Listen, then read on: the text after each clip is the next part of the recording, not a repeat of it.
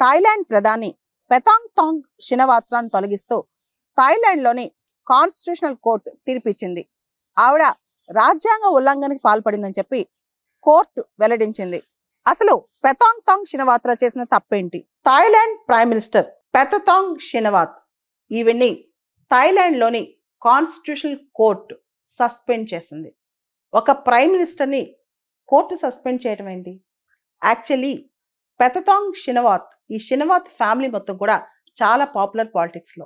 వాళ్ళ నాన్న కూడా తక్షిన్ షినవాత్ కూడా ఇంతకుముందు చాలా పాపులర్ లీడర్ అనమాట. థాయిలాండ్లో ఒక విచిత్రమైన పరిస్థితి ఉంటుంది. ఓ పక్క అక్కడ కాన్స్టిట్యూషనల్ మోనార్కీ ఉంటుంది, అంటే రాచరికం ఉంటుంది. రాజు కాన్స్టిట్యూషనల్ మోనార్కీ అయినా రాచరికానికి అక్కడ చాలా వాల్యూ ఎక్కువ.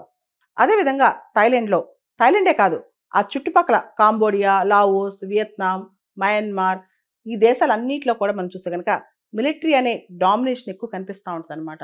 సో మిలిటరీ పెత్తనం అనేది ఈ సౌత్ ఈస్ట్ ఏషియన్ నేషన్స్, ఈ చుట్టుపక్కల దేశాల్లో చాలా ఎక్కువ కనిపిస్తూ ఉంటుంది అనమాట.